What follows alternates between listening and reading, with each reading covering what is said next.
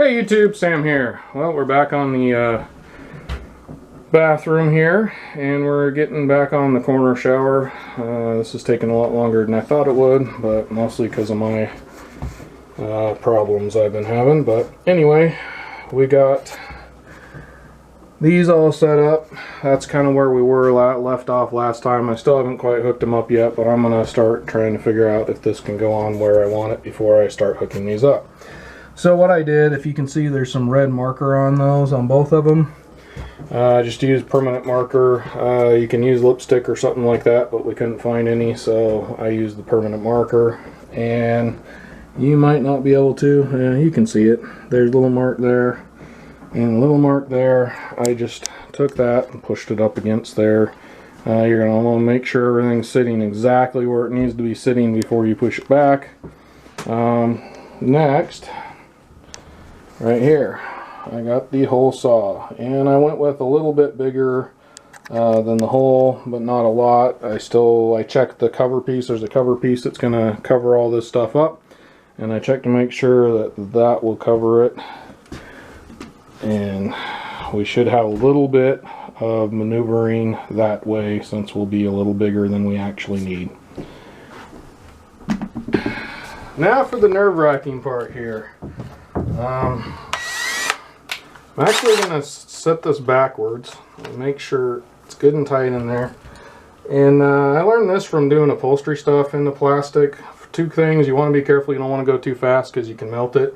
The other thing, sometimes, not all the time, but sometimes running it backwards, it'll cut through plastic without grabbing a hold of it too awful bad. Now the bits I'm using are actual for metal cutting bits, but it should work fine for this. Just go slow. Actually, I'm going to go forward to get the first hole in there. Make sure I'm dead center here.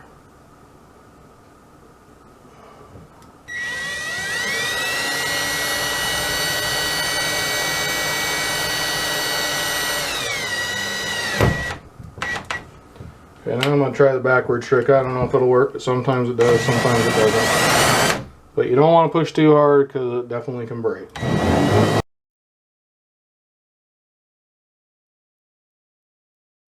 Alright, it's starting to go through, but it does smell like it's heating up a little bit, so I'm going to go ahead and go the right direction and go even slower, so that it cuts through a little faster. Oh, there's one. Gonna do the other one. Probably will just go in the forward motion. Sometimes that works, sometimes it don't. This stuff is pretty flexible. I think that works with a little bit harder stuff. Well, we got the holes in here. I got some sandpaper, and I'm just gonna lightly kind of flush these out. You're always gonna get a little bit of straggler. See, this one actually did turn out better with starting out backwards and then finishing off, because this one definitely has a little bit more stuff on it. So you can choose to do what you want to do. Here's the very first time I'm doing this, so you will see with me whether or not I hit the mark or not. Ta-da!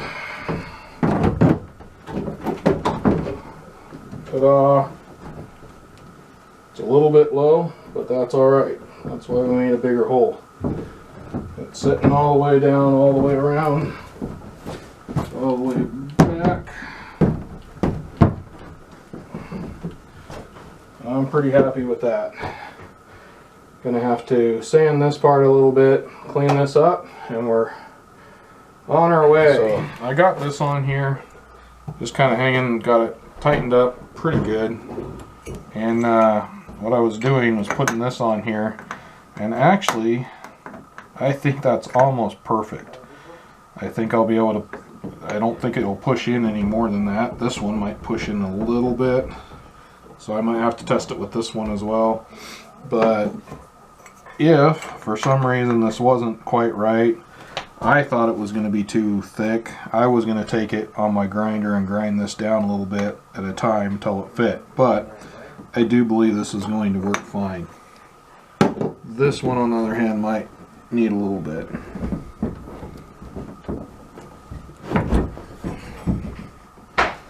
We shall see. Well, now we know that the holes are right and it's going to work. We got to put this on. Now I'm going to have to cut this out so that I can put some here and some here. And what this is actually a self-sticking, it's for fire retardant of some sort. In case, I guess, you get a fire coming up through your wall, it won't come through here, or at least it'll take longer to get there. Just one of those things that probably is something that it might be checked out, or at least asked about, so I'm going to go ahead and put it on. And that came with the tub surround parts.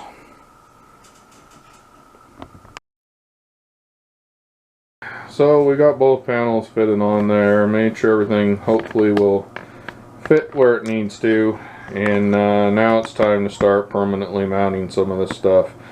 I need to, first of all, right where this seam is right here, there's some screws that come with this shower kit that you bolt those together with. So I'm going to do that next. Probably just do that off camera. It's pretty self-explanatory. There's some holes you put the supplied screws through and screw it together. A couple things. I went ahead and put this in place.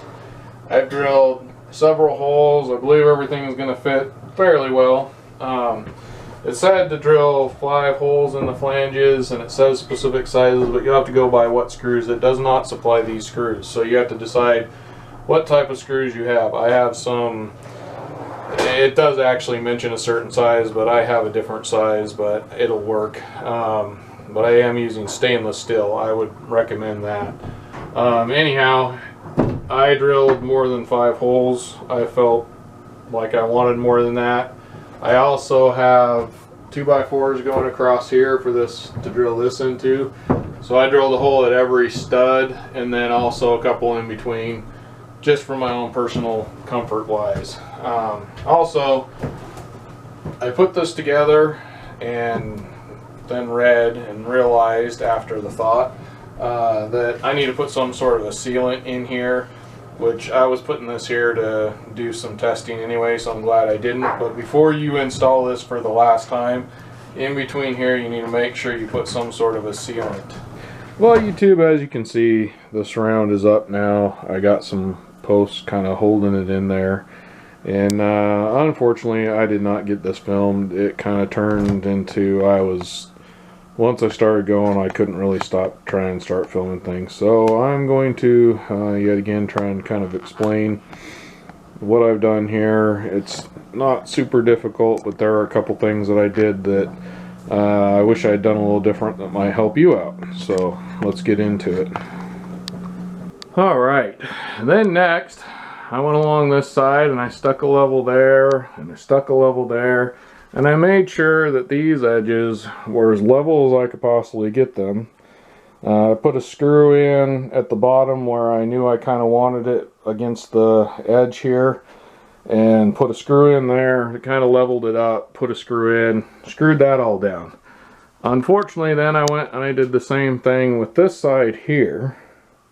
Okay, now listen to this. Because this is where the tip comes in, and then I started kind of working my way around. Well, when I got over to this corner here, I realized where this seam is right here, it was popping out, and I was going to need to use shims.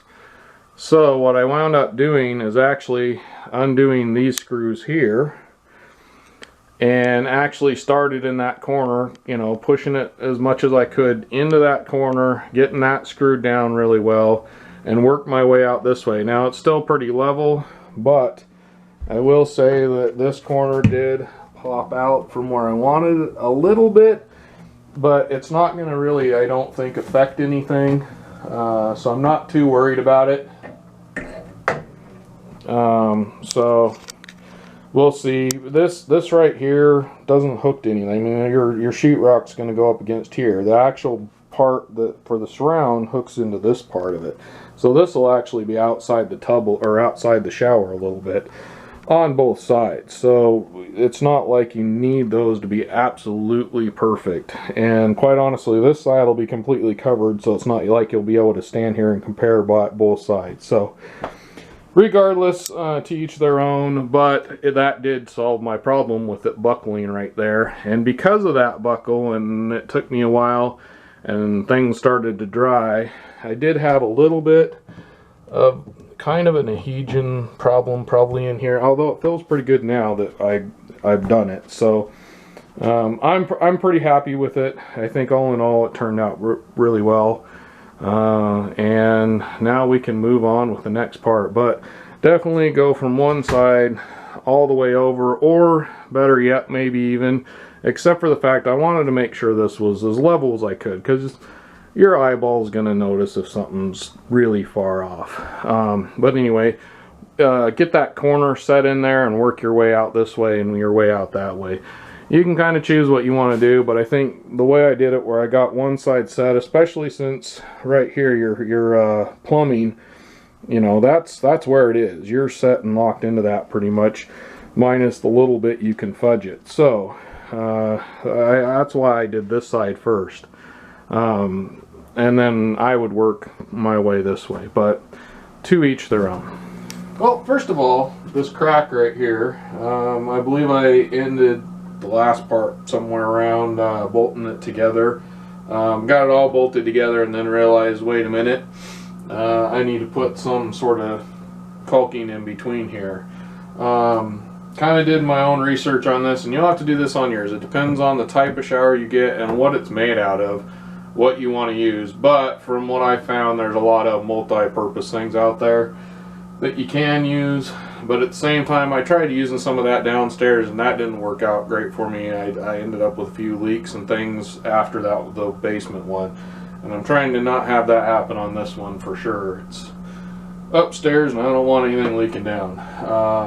Anyway, so in between this crack, I used the 100% silicone, kitchen and bath silicone that I put in here, then bolted it back together, stuck it up here, made sure everything was fitting where it needed to fit.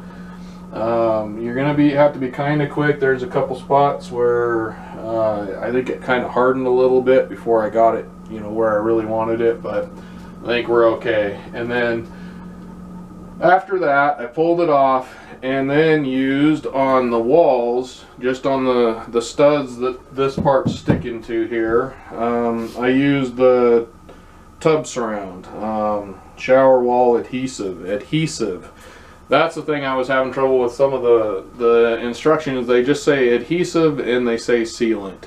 Adhesive to me is seems to be something that will dry, and actually it's like it's glue, basically. But you want us to find stuff that on the back of it, read what it says and see if it's compatible with your surround and what it's made out of.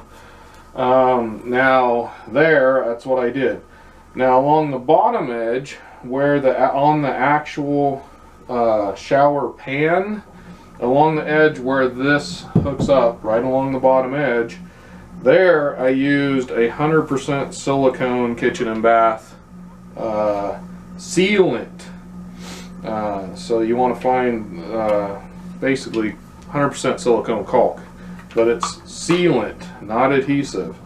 And I use that along the bottom where this hooks to the pan of the shower, because that'll stay a little bit, it'll move around a little bit. It'll move when the floor moves or you're standing in here, that'll kind of move with it, but it should stay stuck. Then after that, I'm going to go through with, now this is where you can use 100% silicone sealant, is what I keep being told, but I did downstairs and it made a mess and I didn't like it. And it's peeling up in places. I've had trouble. They say it'll last longer, but you might have more problems with it, which is what I'm finding. So what I'm going to do when everything's all said and done, and I'm caulking around the edges, and this seam I'm going to caulk again, I'm going to use the siliconized acrylic caulk. This is supposedly not quite as good, doesn't last quite as long, but it also talked about something like only 30 years. So, and that was in some other research I did. 30 years from now, I won't care probably. But either way, it's supposedly not quite as good, but it's less of a mess, and it actually won't peel up as bad. So personally, that's the part I want. I want it to hold back the water. So that is my plan. You do what you feel is necessary. You're going to have to do your own research. Don't go by what I'm saying. I am no expert. This is just by the research I've done. Well, YouTube, I got the surround up. I know I didn't film it, so I apologize for that part of it, but just messing with the glue and all that stuff, we just had to just move. And hopefully with the explanation that helps that'll help you out. There wasn't a whole lot to it other than what I talked to you about, which I would have had to talk to you about later anyway. So other than me putting this up and you seeing my back, that'd have been about it. Well, beyond that, I think we're done here. I'm going to go ahead and you'll probably in the next one we'll be putting together the actual plumbing pieces here and getting the actual shower part done, because I want more room before I put the surround in to do that. So we'll probably be doing that, and then also we're going to probably have its own separate video on the actual glass surround that we're putting here that will be right where I'm standing in front of me. So anyway, this, like I said before, this is going to be a few videos, so go check out my videos on my upstairs shower. I also have videos on my downstairs one, which is the cheaper version of a corner shower. There are some updates to that video though, so if you've watched that video, if you're going to go watch that video for a different type of shower, make sure you watch the updates. I did have a few leaks, so there you go, you're forewarned, and most of that was, I believe, because of the type of caulking I use. So plan on doing something different in this one, so pay attention to that part, and there'll probably be updates to this video telling you how things are holding up later on down the road. Alright, this is Sam, Jack of all and Master of none. You all have a good one.